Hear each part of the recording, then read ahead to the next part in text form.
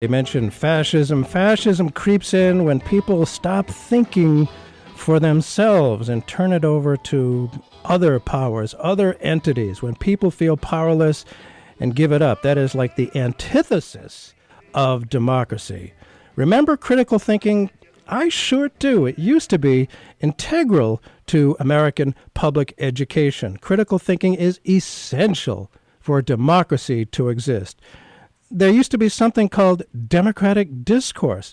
Today, of course, the heartbeat of democracy is barely detectable. We're doing what we can here, aren't we? A profound anti-intellectualism has swept America.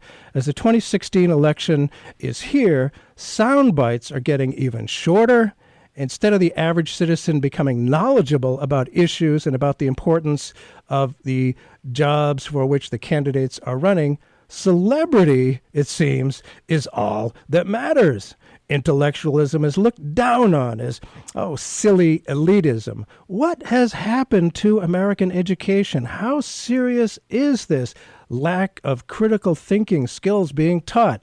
With us today to talk about the near destruction of critical thinking and what it all means is Howard Nations. Howard Nations has been at the forefront of civil and personal injury litigation for 50 years and has built a national practice focused on mass tort, pharmaceuticals, individual catastrophic injuries, and complex business litigation. He served as president of the National Trial Lawyers, great organization, and in 2012 he was inducted into the Trial Lawyers Hall of Fame. 2014 he was bestowed the Lifetime Achievement Award by the American Association of Justice. And in 2015 he was selected as one of the nation's top 1%, a good 1%, as a member of the National Association of Distinguished Counsel. Well, again, Howard Nations, thanks for being with us. You're a rather successful lawyer. Where does your concern and activism on this issue, the issue of critical thinking, where does that come from? Well, my study of critical discourse began in college, where I had a minor in philosophy, and I was very fascinated with the subject. Then for 25 years, I taught in law school, and I've lectured in all 50 states over the past 50 years. And I've done a lot of work in the decision-making process in my law career. Very fascinated with how the brain works. And I've personally conducted over several hundred focus groups. And in conducting focus groups, I've watched how the thought process works, and I've seen a considerable change in the reasoning processes and how people are moved by various means of discourse, because the focus group members are people that would be normal, average American people who would serve on our juries. And the way that we moved jurors 50 years ago, 40 years ago, 30 years ago has changed considerably. And I've watched that change in these focus groups over those years.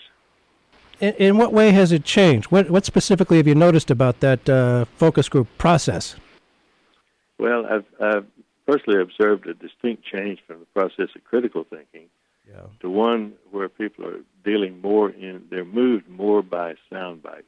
And also in the process of learning, instead of critical thinking, they're moved more to just memorization and regurgitation of pithy sound bites with little or no effort at analysis. The critical analysis process of 50 years ago has been replaced by the availability of instant information. And I think a problem, and we used to take problems and work at solving them. We would look at considerable solutions. We would think about how to rule out the lesser solutions, and we try to arrive at the best possible solution through critical analysis. And then we'd try to think about the best way to implement it. Today, that process has been replaced by the ultimate font of knowledge, the Internet. So why go through that whole critical process of thinking and working out solutions to problems when you can look it up on the Internet? Boy, and it's been a long time coming.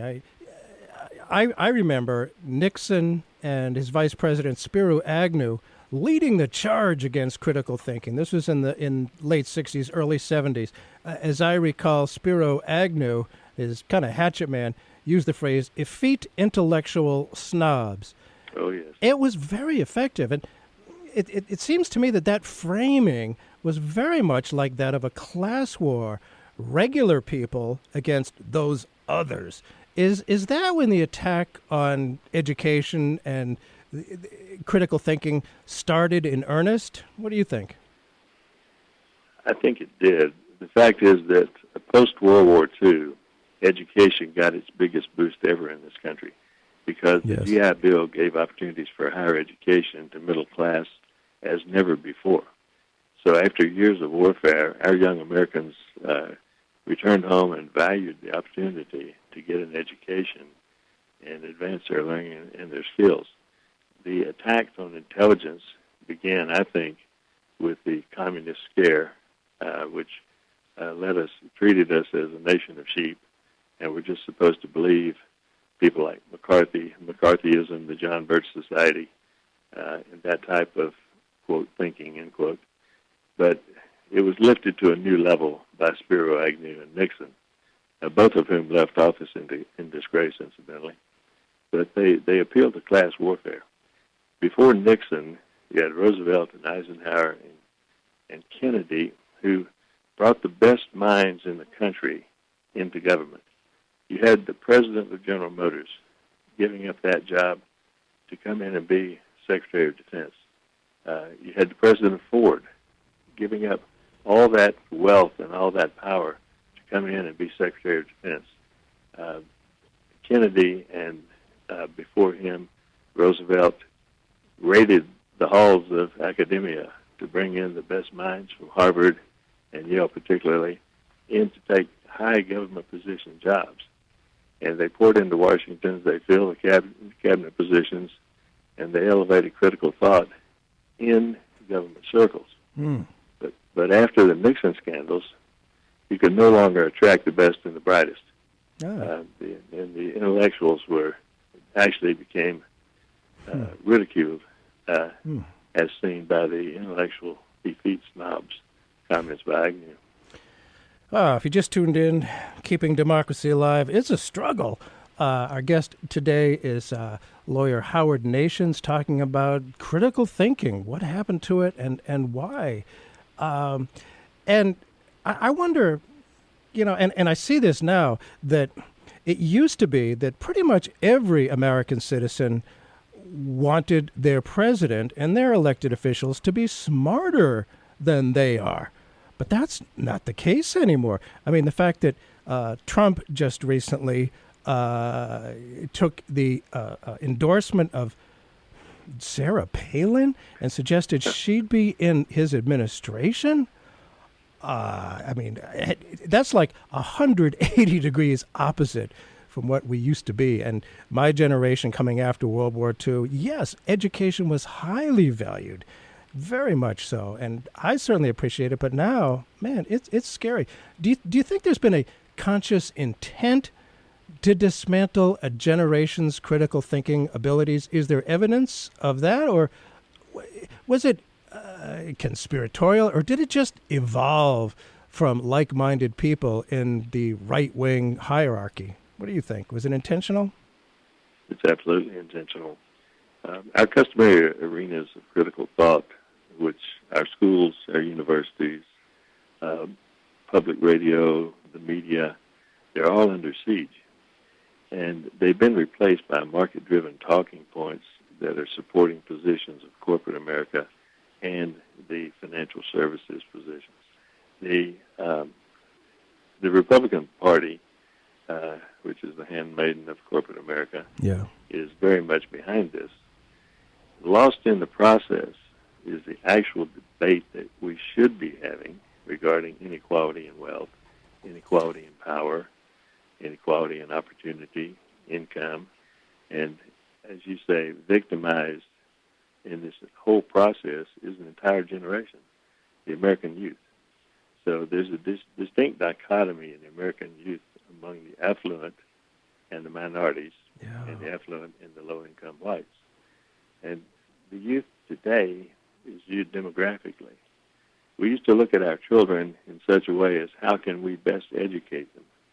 Today, the schools, and particularly corporate America, are viewing the millennials and Gen X for their purchasing power. Right. They are the major consumer market.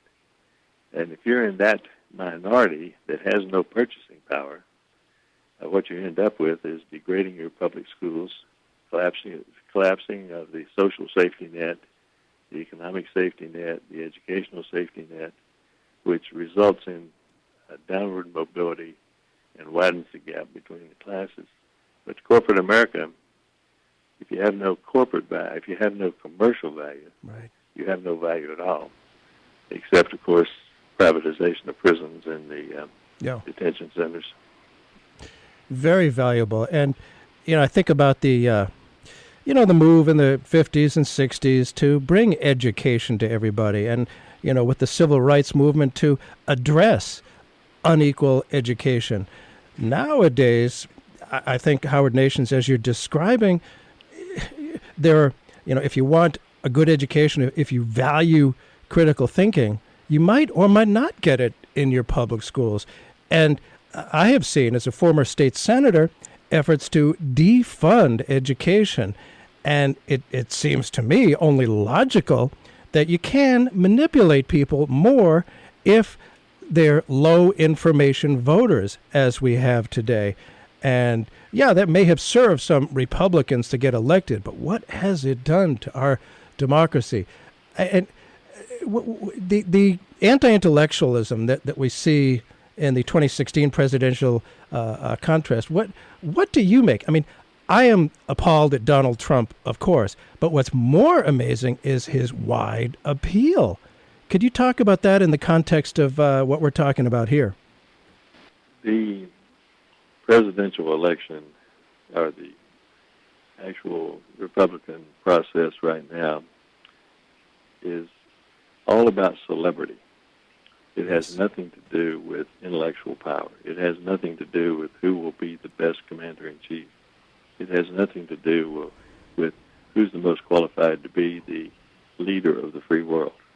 It's all about celebrity. And if you look at our process right now, if you take, for example, most of the candidates that we're looking at now, they've proven one thing. They've proven that they have the ability to get votes. They can win at the polls. So if you look at Rubio, for example, now here's a young man, Cuban-American, out of Florida, and he wins. He defeats a sitting governor running for re-election in Florida, and he wins because Florida has a very strong Cuban vote, especially in South Florida. Mm-hmm. And he comes in and defeats the sitting governor. Now, as such, he's young, he's a good speaker, and he can get votes. So immediately, he is elevated to presidential candidate. He came in office immediately, and he served as, if you can call it serving, he served as a United States Senator, but which he doesn't like. So he's immediately considered for president. Now, no thought at all to what is his qualification and training and education to be the commander of the most powerful military force in the world. What are his qualifications to be the leader of our economy?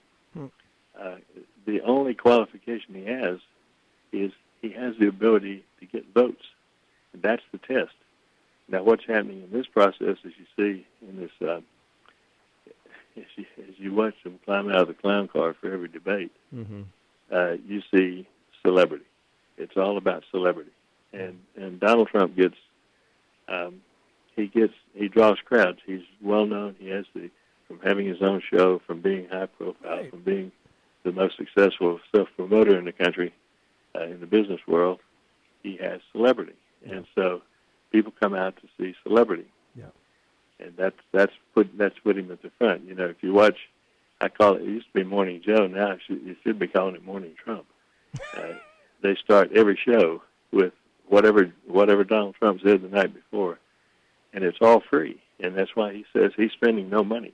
he brags about the fact that he is spending no money while Bush has spent $77 million. Yeah. Because he gets all the free media. They give him all the free media, and then the media raves about, it's amazing how well he's doing. It's just astounding how well he's doing. And they're the ones giving him all the free media, and then they're amazed by it. Well, there's that old expression in journalism: if it bleeds, it leads. You know, if it's dramatic, that seems to be all they care about. And, well, of course, I'm not enthused about Jeb Bush. He is trying to bring up actual issues and actual qualifications. But it doesn't seem to be working. I got to tell you, I was state senator here in New Hampshire for 14 years, and I'll never forget once, when I was state senator, a woman sitting at my table at some luncheon event, she exclaimed, "Oh, wow, I'm sitting next to a celebrity." She was talking about me. I wasn't a celebrity. I just thought, what is she talking about? It amazes me. And, you know, a great many people have been watching the Republicans debate, much more so than the Democratic debates. Of course, that's in part because Hillary Clinton's best ally, the chair of the DNC, Debbie Wasserman Schultz, who's supposed to be neutral, has intentionally kept the debates as poorly timed as possible. But another reason more people watch the Republicans is what I read in a comment on Facebook. Someone wrote that watching the Democrats debate is as exciting as watching paint dry.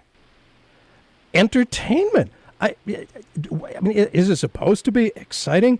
The Republicans are certainly more entertaining. Have we evolved into a total transformation of what is a serious, deliberative process into mere entertainment? And if so, what does that mean for the future of democracy?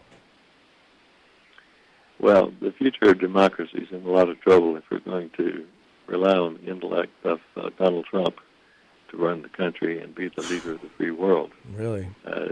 Trump's intellect is miles wide and a half-inch thick.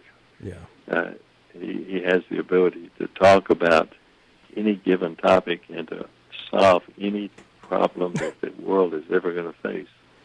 He has no solution to it. He has the ability to talk about it. He just says, "I'll fix it." Yeah, exactly. I'll fix it, and I'll have the Mexican government pay for it. Yeah. So. And of course, the racism, and I wonder about we seemed to make a lot of forward movement in terms of getting over the racial divisions, and then once we had an actual black president, it seems that it got a lot worse. And I can't help but think that stoking racism, as Trump and others have done, is, again, the antithesis of critical thinking. It's just, I wonder what the relationship you think, Howard Nation, is between the dumbing down of America and the rise of overt racism and anti-refugees. Well, it's easier to herd sheep than it is to herd horses, because horses have a mind of their own and they move on their own and they do what they do what they do naturally. Right. Sheep are followers, and by the dumbing it down of America, we're creating a nation of sheep. And by making them the next generation sheep, the hopes is that they will follow the people that are in charge of this whole thing. And they're doing a good job of it, because, in our schools today, the truth is exactly what you say. Joblessness, inadequate education, minorities being targeted by the police. Yeah. You've decreased opportunity to escape from all this. Solutions should include equal education, job training, adequate health care, but those things have gone by the board. Yeah. The schools are under attack. They're under attack, as you say, by decreased funding. They're also attacking the education unions. They're trying to bust the unions for the teachers. Mm-hmm. And also, there's just a horrible attack taking place, quite successfully, unfortunately, which is they're attacking directly the intellect of the students by dumbing down the education, by controlling the curriculum. Yes. Which is just outrageous. It's completely outrageous. Yeah, the power of education with regard to democracy is it can hardly be overstated. And we've seen textbooks where they have no mention of civil disobedience, of the civil rights movement, of the anti-war movement, because it doesn't fit the picture that they want to paint and impose on people. Actually, as we talk about this, I'm reminded the Plato's wonderful story of the cave, where in I think it's in the Republic, but people paint a picture. People are sitting in a circle. There's a light source in the center of the circle, and people are chained and can only look to what's projected on the wall, and they believe what's projected on the wall to be reality. And boy, Plato knew his stuff. That's for sure. He's way ahead of his time. Again, if you just tuned in, Burt Cohen here on Keeping Democracy Alive. Our guest today, Howard Nations, esteemed lawyer who's been at the, just all kinds of awards, talking about the lack of critical thinking. And I look at the entertainers like Rush Limbaugh, Glenn Beck, and Ann Coulter.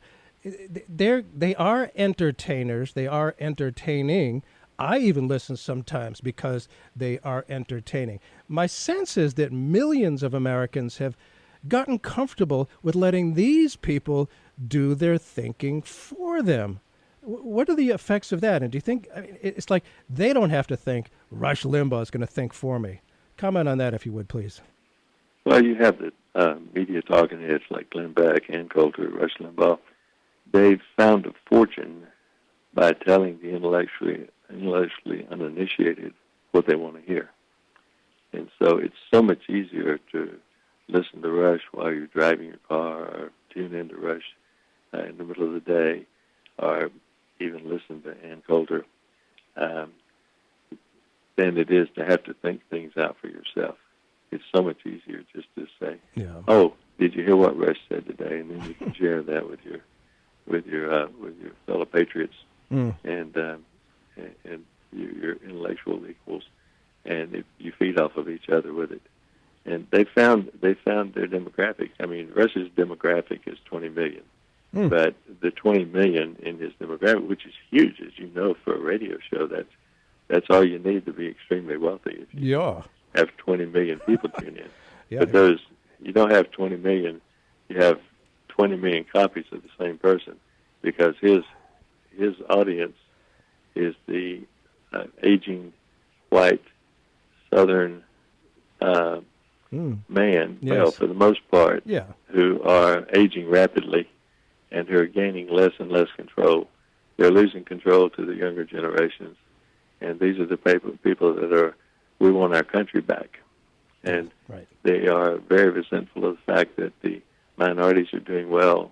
They're doing better in this country, and that a lot of things, they want things back the way they were in the 40s and 50s and 60s when they were young and when they were coming up. And literally back in the 40s and 50s, the white male ruled the country without any question whatsoever. And when they say we want our country back, that's what they're talking about. We want to be back in the good old days in the 40s and 50s and 60s, early 60s, when the white male ran everything. Well, that's the demographic they're appealing to, and it's an easy target. Yeah, terribly easy. And we heard back in the 1930s in Germany about the power of the big lie and the power of repetition. It seems like many Americans these days are so busy, they're so driven by the internet, they don't feel like they have time to learn. Everything's moving so fast. What used to be the 30-second soundbite is now just under 10 seconds. And it seems like the candidates specifically do it that way, and keep it as absolutely short as possible. I'll fix it. Or, whatever, like just 3 seconds maybe. How big a problem for democracy is this sense that people don't have time to learn? And any ideas how that can be addressed? Well, it's the sound bites today come out of focus groups. They take the what used to be the ads that were made up by the advertising agencies when Eisenhower first used Batten, Barton, Durston, and Osborne as an ad agency off of Madison Avenue. That was a brand new concept when he ran for president, he hired an advertising agency. What an idea! Yeah. Well, they used to write materials. They used to write speeches. They used to write slogans. I like Ike, things of that nature. But they used in those days they used longer ads for them. Now they've condensed those ads down from 30 seconds, as you say. They got down to 30 seconds, and now they're down to that pithy little 4 or 5 word comment that people can remember. And then the whole key to it, the entire key to Fox News, is the big lie and repetition. Everybody at Fox News gets the same memo every day. The phrase of the day is, and if you watch Fox News, which I do for amusement on occasion, it's you hear the same words coming, the same pithy phrases coming out of the mouths of every single person on the show, because it's the big lie combined with the power of repetition, and it works. Oh yeah, Big Brother commenting the words. It's so much like the 1984 and Brave New World. It's coming down. You don't question it. It's, you just keep hearing the same phrases over and over again. You can't. I mean, who do you think you are to think other than what they tell you to think? It's just amazing. And it seems to me the founders of this country were very focused and in agreement on the incredible importance and absolute necessity of education to citizenship. And citizenship, is not something to be taken for granted. We participate in the democracy ourselves. It's, of the people. And I wonder what the founders would think now about the devaluing of education, because it's so essential to any kind of citizenship. I mean, to have education devalued is just 180 degrees opposite of democracy. Any clue as to some of what your favorite founders might say? Well, the key to democracy in America is that it is a participatory democracy. Yep. And every effort is being made to reduce participation. Some of the most outrageous things that the founders would see right now is the efforts of the Republican parties and secretaries of states all over the country to keep voters away from the polls. They're making great efforts to keep the minorities away from the polls, to keep the elderly away from the polls in areas where they're more likely to vote Democratic. And they're also making attacks on college students, the Millennials, to keep them away from the polls, because those are the people that are rallying to Bernie Sanders today. Yes. And they are buying into the Democratic message. So they make rules such as, if you're on campus, if you live on campus in Austin at the University of Texas, where 65,000 kids are there most of the year, you can't vote there. You have to go back to your home district to vote, even though you're a senior and you've been living there 4 years. I mean, that's the type of thing they're trying to do to keep people from voting. Yeah. I think the founders would be very upset by the attack on the voting booth. They would also be very upset by the attacks on the jury system. The fact that the Republican Party, particularly, and corporate America, are trying to abolish the jury system. They don't trust voters. They don't trust jurors. And they're trying to replace the jury system with arbitration. Almost every contract you see from a corporation today that you sign has an arbitration clause in it that says that you're waiving the right to trial by jury in the event that you end up with a lawsuit against these people. So I think they would be two of the very cornerstones, absolute cornerstones of democracy. Yeah. The jury system and the voting rights are just absolutely under unbelievable assault. And the saddest part of this is the voting rights is under assault by none other than the Supreme Court of the United States, who just knocked out a good part of the Civil Rights Act and the Voting Rights Act. Mm-hmm. I think they would be most upset by that. Oh, it is, yeah. It's really. This is so far from the vision of our founders. It's amazing. I mean, authoritarianism. This is what they're trying to do. And these days, the right screams about how bad political correctness is and how liberalism censors what can and can't be taught and discussed. But that's the image they're trying to put out there, and some people believe in it. What about the right itself? Aren't they intentionally narrowing the focus of what can and can't be taught and discussed? Do you see examples of that? Absolutely. It's absolutely outrageous what the right is trying to do, is effectively doing, not trying to do, they're effectively doing in the schools by controlling the curriculum. You had examples, for example, in Colorado, you had high school students who walked out in protesting conservative censorship.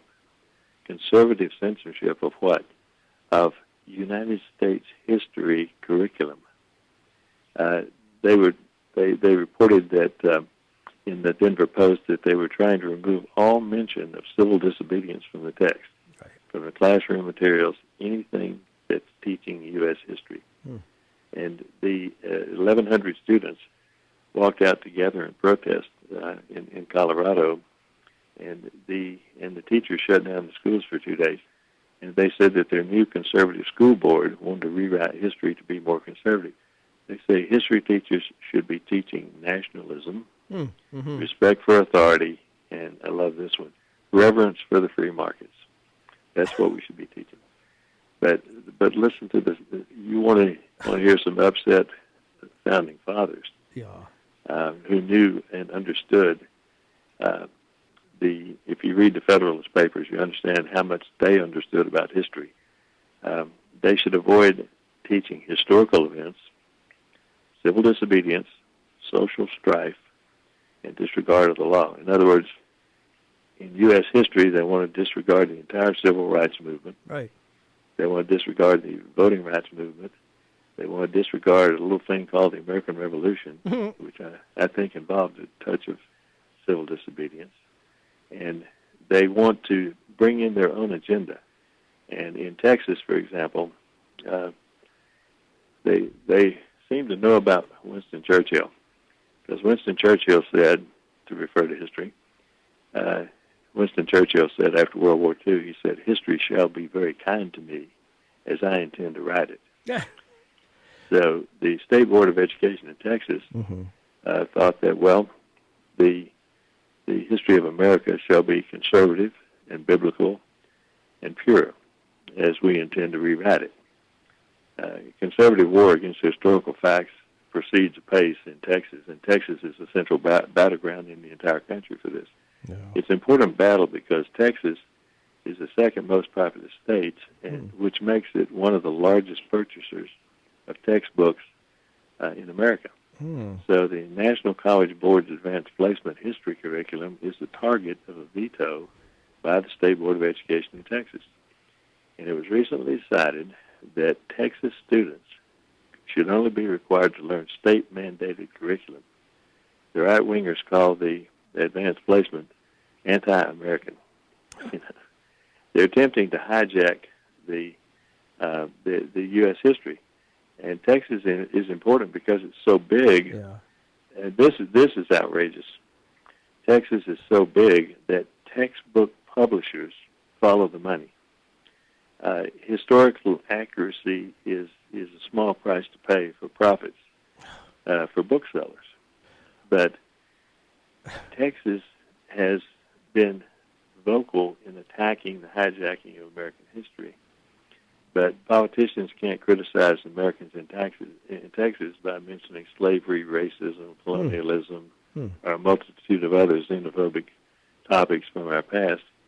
And the counter to that in Texas, the Texas Freedom Network, says that right-wing controllers of the State Board of Education push for a whitewashed history on topics such as evolution, pollution, climate change, slavery, and civil rights. They want to erase all racism, oppression, and xenophobic immigration policies from our history, and this just leads to perpetuation of those policies today. Keeps us locked in the cave, believing the images we are taught, which is the very antithesis of democracy.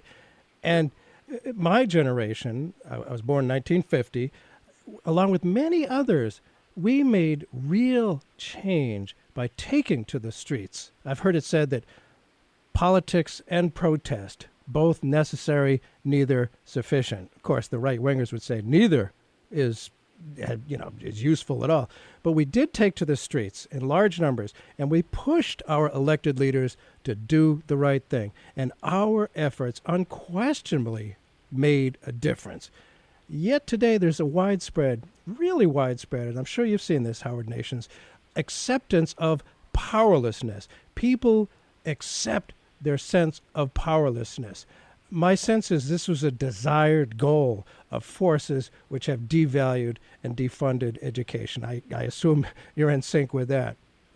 Absolutely.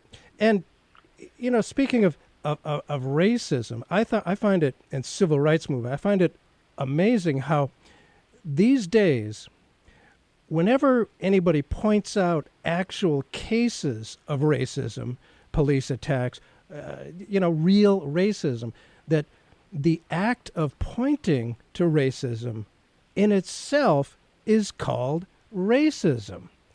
I'm getting the sense that nowadays maybe people don't even know what the term racism means, because if you point out racism, you're charged with being a racist yourself.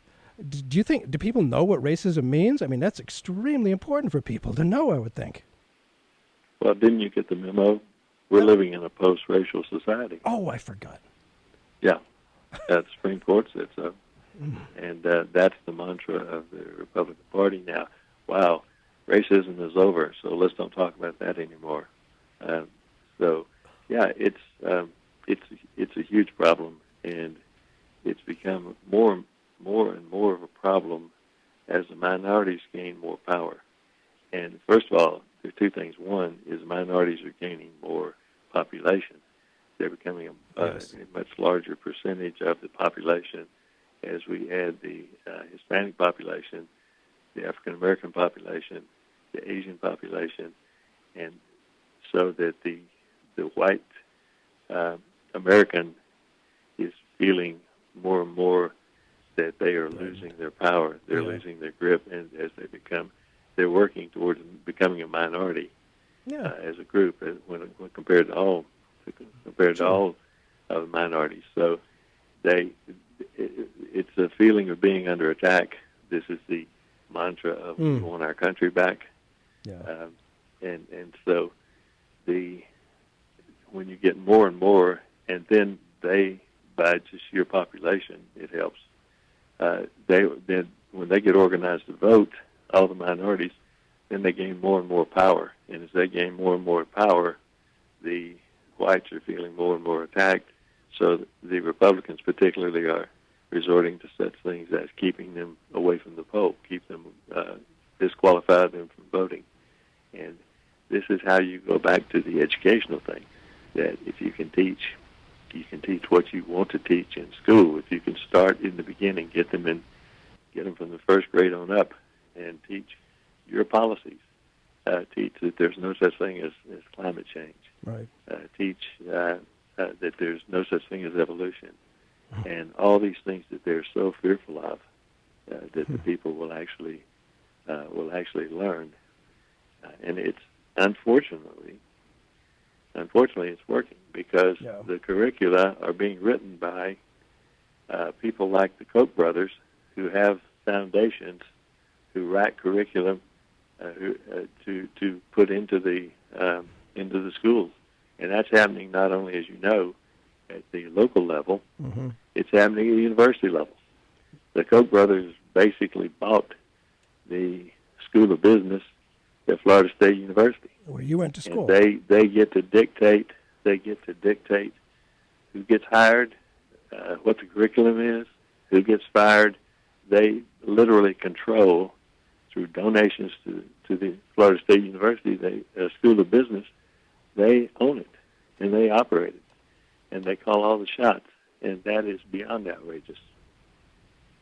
Yeah, it really is amazing how much power they have. And, the Koch brothers are an easy target. I actually don't think in 2012 and 2014 most people even knew what the Koch brothers were. They somehow thought it related to Coca-Cola. and Democrats have been talking about it for a while. But you, from your alma mater, what Florida State, I guess it is, they have taken it over there to serve their own purposes. I don't know how. I guess they must not have any consciences. And this actually affects a lot of people's lives and limbs. For example, there was Vietnam. There was a little thing called Vietnam. And I have been amazed by our steadfast, intentional refusal to learn the obvious lessons of our war in Vietnam. It's like hidden. We're not supposed to learn that history. So what happens? We keep repeating it, and people are dying and losing limbs in completely unnecessary wars. That just, it amazes me how, there was a blatant lesson that we could have learned. And, there's also, in our fairly recent history, we had presidents like Franklin Roosevelt and Lyndon Johnson who were basically on the same page, and I think one could call them democratic socialists, much like Bernie. They greatly improved our economy and our education through direct government involvement. Yet nowadays, such realities would be ridiculed and dismissed as nanny statism. We don't want a nanny state. The government shouldn't get involved in improving the economy, in fixing roads and bridges. I wonder how, those attitudes have changed, and if you could comment on how people just, they want to erase the good that the government can do. Well, they're trying to take the government, they say that they're trying to get smaller government and take the government out of everything. And, of course, that's what Bush and Cheney ran on, smaller government. Mm-hmm. And their immediate response was to increase the size of government just unbelievably, to increase the national debt unbelievably. They get more and more and more involved in the size of government and in government being in everything. And I'll say this for the Republican voter today, and this has something to do with the current status of Trump's leadership and his place in the polling is not just about celebrity. I think that the voter has been, they discern enough to realize now, finally, 15 years later, that the Republican Party, which claims to be so conservative, has actually, first of all, has been the exact opposite.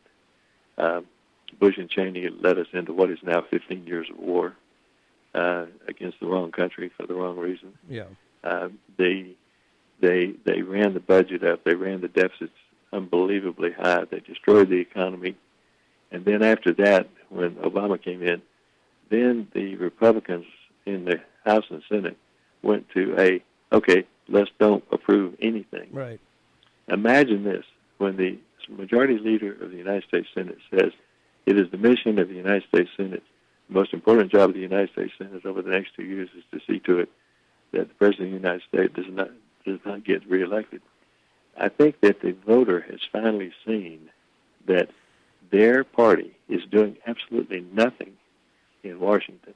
They are destroying any effort at progress, and they're standing in the way of any effort that anybody makes for progress. And so they're taking the view that don't reelect anybody, which may not be such a bad idea. And I think that's why Trump and the people who have no experience in government are doing the best in the polls, because they are in a position that you're not responsible. They've finally seen what the Republican Party's really been doing in Washington for the last 15 years. A, destroying everything, and then B, standing in the way of Obama and the Democrats trying to correct all the mess they made. And so they're just saying, okay, then let's give somebody else a try. And Donald Trump has been a successful businessman, so let's give him a try. But it's amazing that the most important qualification to get the Republican nomination for president these days is that you have absolutely no experience whatsoever in government. That does seem to be the case. It's just nobody with experience, and I have lots of people have found it amazing how people that are getting most screwed by what Bernie calls the rig system are some of the biggest supporters of the people who are screwing them the most. They want government interfering. They trust these, frankly, dictatorial types. And you can be dictatorial in business, I suppose, but that's not the way the government is supposed to be. And well, I think it was probably best illustrated by the woman at the Republican, one of the Republican conclaves, who had the sign that said, "Keep the U.S. government's hands off of my Medicare." I know. It is amazing. And I actually saw a bumper sticker today on a car with a bumper sticker for Cruz. There was another bumper sticker saying something about keep religious freedom. And he would, in fact, destroy religious freedom. He would do the opposite of having religious freedom. To them, religious freedom means a certain sect of Christianity dominates and controls all others. It's incredible to me. And one message that concerns me today is that a college education, it costs a lot of money, but it no longer guarantees a good job. And that's kind of true. But what does that say about the value of education and gaining critical thinking skills? Is college education just for make more money? Well, with the advent of the Internet, we saw a lot of people who dropped out of college and became extremely wealthy. Yeah, true. And some of the richest men in the world today, who are the leaders of the Internet, the high-tech world, dropped out of college. And so it gave the appearance that college education was less and less needed. And then you combine that with the fact of the unbelievably bad increase in the cost of education, the cost of a college education, so that now you have kids coming out of college after 4 years with $120,000 in debt, and then they can't find a job for the area that they trained for, especially if you have a liberal arts education. Right. And you come out $120,000 in debt, you can't get a job. So the next generation is looking at that, and they're saying, "Whoa, why do I need to go to college and dig myself into this deep hole?" Yeah. There was an interesting book on generational intelligence written by Rick Shankman, he called it "Just How Stupid Are We?" Mm. And he says every generation thinks that they're smarter than the generation in front of them. Right. And the millennials self-assess as the most intelligent generation in history. And in the actual empirical testing that was done on the millennials, they find not so much. It was the Gallup poll. They rated the greatest presidents: 20% Reagan, 15% Clinton, 12% Kennedy, 5% George W. Bush. There's a thought for you. 15%, 14% Lincoln, and 5% Washington. So they rate George Bush the same as George Washington. So that gives you some idea about what's the effect of not teaching history in the schools. Yeah. Well, that's it. And it was unbelievable, the scores. This generation scored under 55 on basic American civics. And these were 14,000 randomly selected. These are college students. These are not the kids that didn't go to school. Right. These are the college students. And their scores were unbelievably low. And especially not only compared to previous generations, but compared to students in other countries in the world. And so they may describe themselves as intelligent, but they're confusing the availability of information with knowledge. They think, well, I can look it up on Google. Right. So I have it Instantly. Don't have to work for it.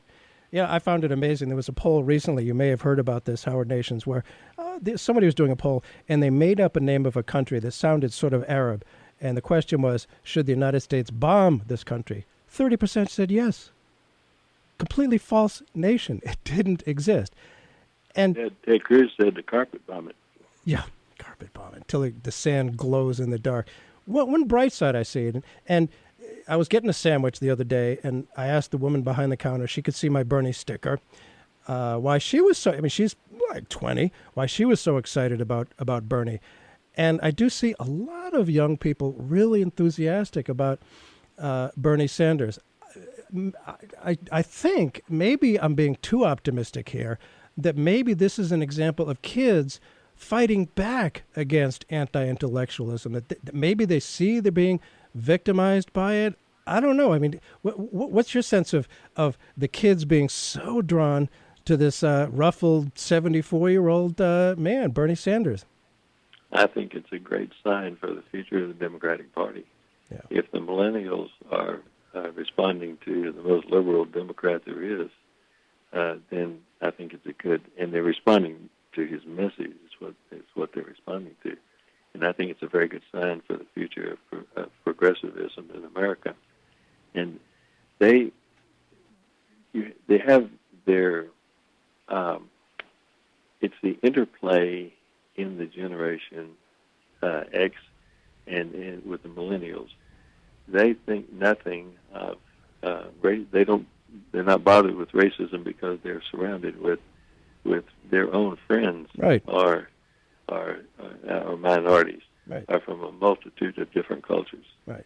They're not bothered because with the same-sex marriage because they have friends who are gay and they think nothing of it. Right. They have had major exposure, personal exposure, to all these things that their parents and especially their grandparents were totally repulsed by, and that the churches continue to be repulsed by, and so they're rejecting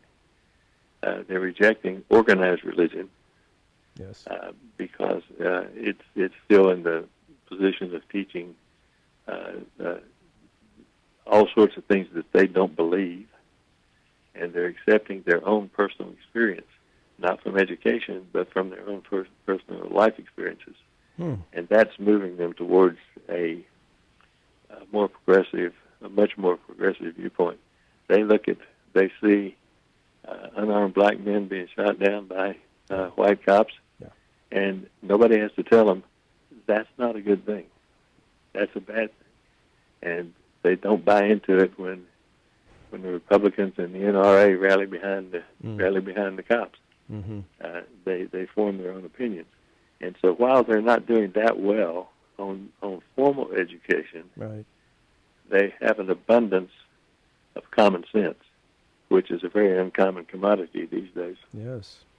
Yes, and it seems to be maybe it's part of nature for some people anyway to want to learn, to care about right and wrong.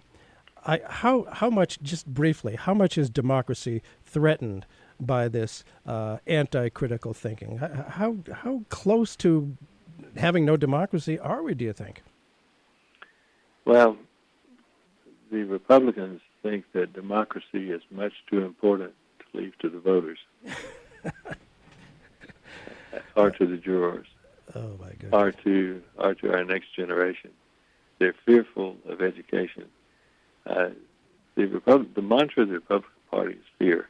It gets them elected. Most of the elections they win based on fear.